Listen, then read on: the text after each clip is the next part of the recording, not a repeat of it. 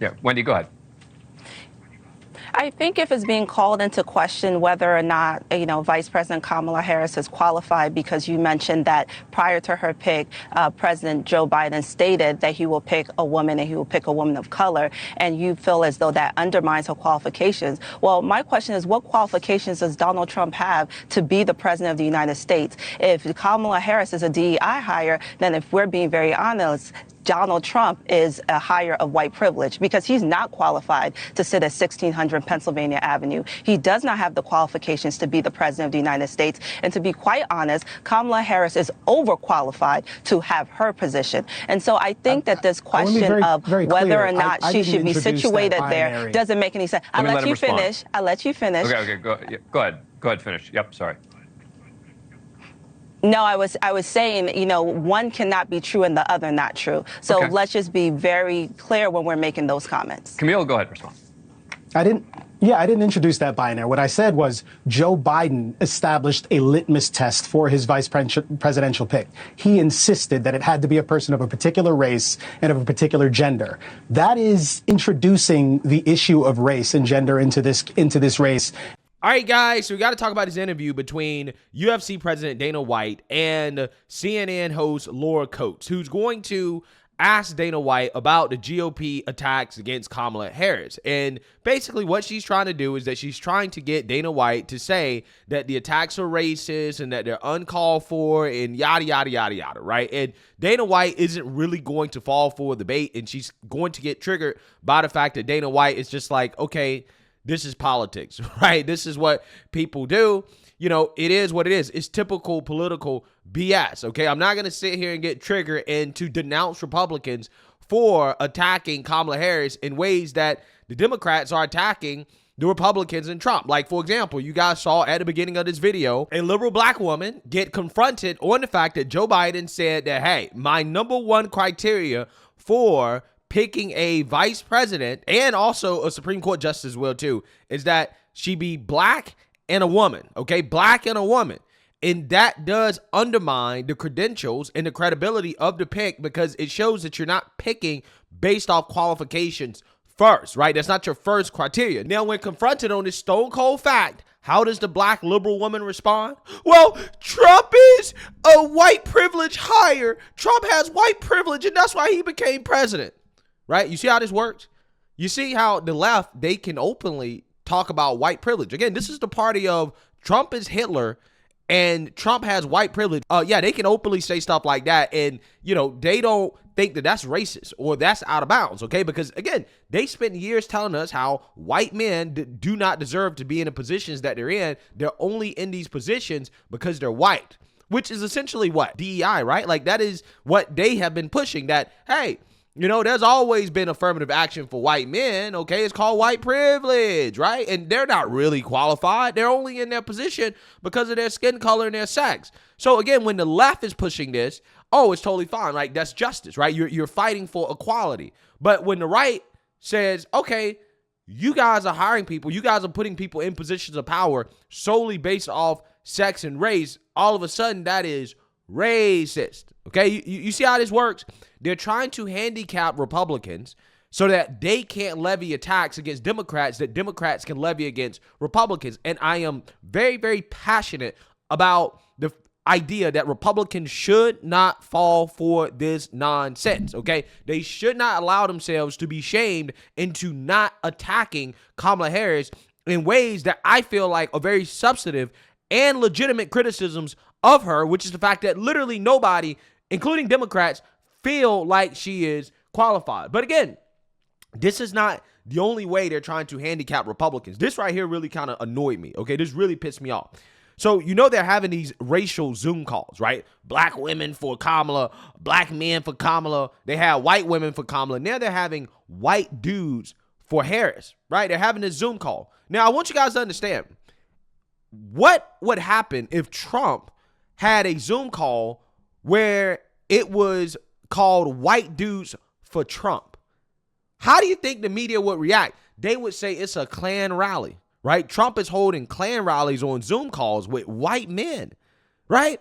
They would never be okay with this. Never be okay with it. But yet Democrats are openly allowed to directly appeal to white men. But Republicans are not allowed to directly appeal to white men, or else you're a white supremacist. You're a white nationalist. You guys see the game being played here? Democrats are never held to the same standard that Republicans are held to, right? All these years of screaming out white privilege, smearing successful white men as essentially not qualified, right? This is what they've done. And now all of a sudden when conservatives point out Kamala Harris being hired because of her skin color and her race, oh, they want to boo-hoo, whine, and cry racism. Oh, that's out of bounds. You can't do that. That's a racial attack. Again, this is the party, the Democrat Party. They're the party of racial attacks against whites, right? But again, now they're boo-hoo, whine, and cry. Again, it's so funny to me. Anyways, let's get into this video of Laura Coates getting triggered by Dana White refusing to boo-hoo, whine, and cry bigotry over GOP attacks. I think people expected it to get nasty now that there is a new head of that Democratic ticket. It's the Vice President Kamala Harris. You know, you have joked before that politics is way nastier than sports or the UFC. But what we're seeing, I mean, there's a labeling of the Vice President as a DEI hire.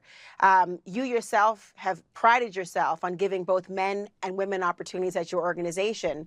What do you think of this message that attacks the race and gender of an opponent? Yeah, I don't judge people by their politics and you know, who they vote for or any of that stuff. And listen, I don't know Kamala. She seems like she's a nice person. You know, I have nothing against her whatsoever. And like I said, I'm not political. But do I think that she is fit for the job? I do not, personally. But it's not necessarily about the policy. It's the approach to attacking one. I mean, I know that you are very well versed in what it's like to have a matchup, and people are going to go at each other for the sake of the sport and entertainment. But when it comes to attacks particularly, I mean, there was that quote from J.D. Vance, who is his running mate, talking about childless cat ladies. I mean, these are not things that are in line with enveloping perhaps women into the fold, which is something you have always stood for, you say, in your sport. Why shouldn't that be the same in politics? Yeah, well, listen, politics are the most disgusting, nasty. It's atrocious what is said in politics, and the things that are being said on one side are being said on the other side too, about Trump and about you know, his choice for vice president. It goes both ways. This isn't like, oh my God, look what's being said about Kamala. It goes both ways. They're both saying it. And like you said, it's already heated up and gotten nasty. And like you said earlier, it's only going to get nastier. That's politics. It is what it is. And it definitely goes both ways. I don't know that it's going both ways to have the childless cat lady comment or a DEI hire. Who's calling you think that Vice President Kamala Harris is calling J.D. Vance a DEI hire, Dana? Come on. But either way, she's going to say other nasty stuff about both of them. It goes both ways. And as voters, what we need to do is cut through all the BS, and you have to look at who do you think is best fit to run the country for the next 4 years. That is our job as voters. All of this stuff is a bunch of nasty BS. All of it. Who's best fit to run the country? You as a voter, that's what you need to decide. Not, oh my God, he said this, and oh my God, she said that. There's going to be a lot of that over the next several months. Facts. I mean, Dana White is speaking the truth here in the sense that it happens on both sides. Again, the problem is that what we're seeing is that the liberal media and the Democrats are trying to handicap Republicans in regards to how they can attack Kamala. And again, this is why I get so annoyed by these reports of, you know, Speaker Mike Johnson behind the scenes telling his colleagues, oh, well, don't call Kamala a DEI hire. And I'm like, why? Why are you running away from it? Why? If DEI is such a great thing, make the Democrats defend it. Democrats never, ever, ever, never have closed door meetings about how their attacks are going too far, right? When they're attacking the white man, right, for being white, having white privilege, okay? When they're attacking Trump, calling him Hitler, saying all types of crazy stuff, they don't have closed door meetings saying, oh, well, our attacks might be out of bounds, right? They might be racist or they might be sexist. No, they just do it. They double and they triple down on it, right? So I don't want to hear nothing about we need to not call Kamala DEI hire. That's a racist, sexist. No, it's not. That is not a racist or sexist attack. It is an attack on the qualifications of Kamala Harris and whether or not she's competent to be in leadership. And this is a fair criticism because Biden himself claimed that, hey, I put her in this position because of her skin color and her sex. She's a part of the diversity, equity, and inclusion agenda of the White House, of the Democrat Party. So, again, I don't understand why is it so bad to point out something that Joe Biden said. But you know what, though? This happens all the time on the left, right? Everybody remembers the hysteria over Libs of TikTok, right? All Libs of TikTok was doing when Libs of TikTok first started out was just copy and pasting things that Democrats were posting on TikTok, right? Things that liberals and progressives were posting on TikTok. That's all that Libs of TikTok was doing. And the left got so heated by it because the extremism of the left was put on display for the world to see, right? And they got so mad about, well, why are you showing clips of things that we say, right? This is what they're doing, okay? That's what's happening right now. Well, why are you pointing out something that Joe Biden said about Kamala? That's racist. Okay, but Joe Biden wasn't racist when he came out and said that he's going to hire somebody just because they're a woman and because they're black. That wasn't racist. But us pointing out what Joe Biden said is racist. Again, it's amazing. The problem is the double standard because, again, it goes both ways. It's the fact that Democrats are openly able to levy racial and gendered attacks, but Republicans can't, even when Republicans aren't really attacking Kamala because of her sex and her race. I don't think I've ever heard a Republican say anything derogatory about Kamala Harris because of her race or her sex. Calling her a DEI hire, again, it's not about her race or her sex. It's about the fact that she was hired because of those things. There's a difference there, right? Because you're not saying that, well, Kamala's not qualified because she's black and a woman. That's not what Republicans are saying. This is what the media is trying to make it seem like Republicans are saying, but that's not what they're saying. What they're saying is that, well, she's not qualified because she was hired for these qualities that have nothing to do with her actual credentials. And again, further evidence and proof of this is the fact that nobody, including the mainstream liberal media, had confidence in Kamala Harris just a few years ago to be president of the United States. Even CNN on their own network. Interesting news. Recent focus groups conducted by the super PAC Republican voters against Trump found that swing voters don't like Harris. And focus groups conducted by the Democratic National Committee also found Harris rubs some people the wrong way. So, Jonah, how big a drag is Kamala Harris on the ticket? I think she's a pretty big drag. I think she was arguably Biden's worst political decision of his presidency to pick her in the first place. And one of the special reasons that she's a drag is Biden's age concerns people. They worry that he can't fill a term. They worry that he's not up to the job. And so the vice president matters more than they normally do.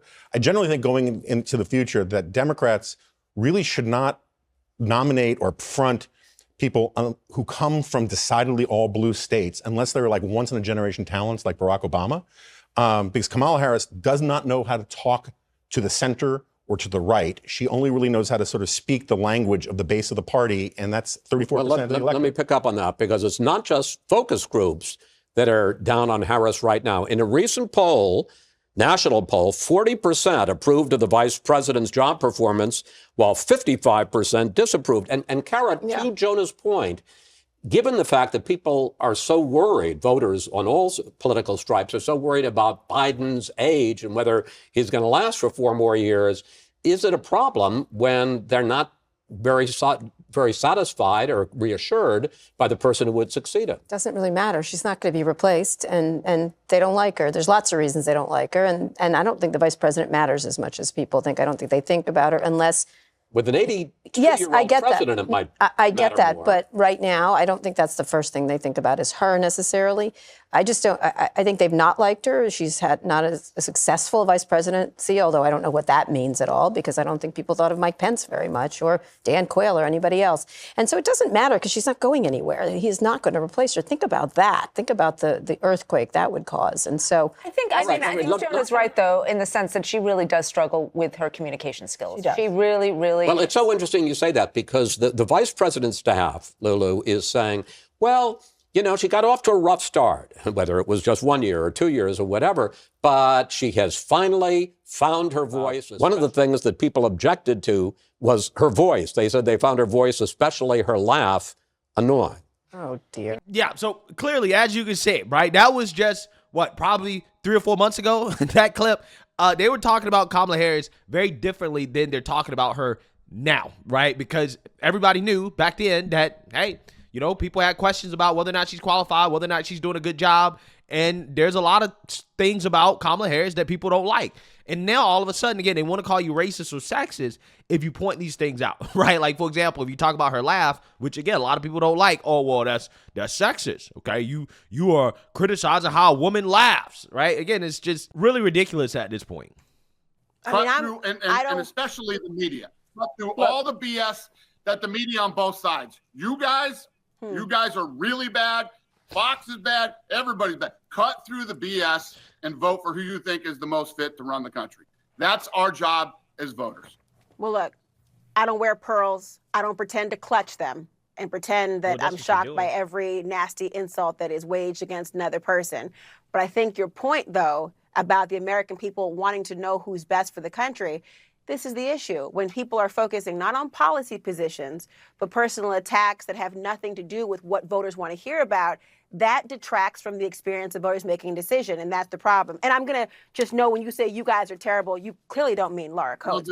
Yeah, so clearly she's triggered, right? She's upset at Dana White calling out CNN and all the other media outlets and saying, hey, voters need to cut through the BS, right? And, you know, Laura Coates is trying to act like, well, I'm not the person that's, you know, pearl clutching. It's like, no, you are pearl clutching, right? The fact that you are even asking a question about the GOP and their attacks when you don't ask it the other way around, right? You don't ask it about, oh, well, a Democrat attacks out of bounds, right? When they talk about Trump being a white nationalist or Hitler, is that out about? They never have those conversations. They only have those conversations when they want to criticize Republicans. So, yeah, I mean, I think Dana White is correct here in regards to how a lot of this is BS from the media. But what is not BS are the attacks against Kamala Harris because of her DEI status. That is a substantive attack. That is an attack on her qualifications and her judgment, okay, and her competence, her ability to do the job. It's really that simple. And they know that it's an attack on that. This is why they're so upset. This is why they are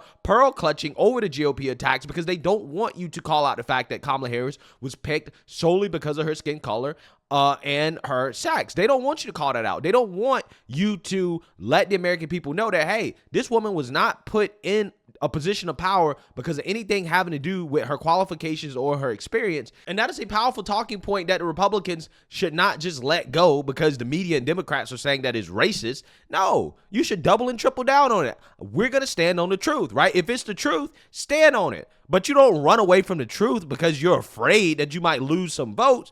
No, everybody knows that Kamala Harris ain't qualified. That's one of her biggest weaknesses. So you double and triple down on it because Democrats are going to make this race about racism and sexism no matter what. The last thing they want to do is talk about policies, okay? So at this point, it doesn't matter what the attack is from the GOP. They're going to say it's racist and sexist. They're going to say it's racist and sexist to attack Kamala Harris on the border, right? Or criminal justice or any other things that, again, she's weak at. They're going to say it's some form of bigotry anyways, right? So, you know, it doesn't really make sense to be afraid of something that you're going to get called regardless of what you say. So let me know what you guys think. Make sure you like, comment, and subscribe. Most importantly, share a Black conservative perspective. Peace.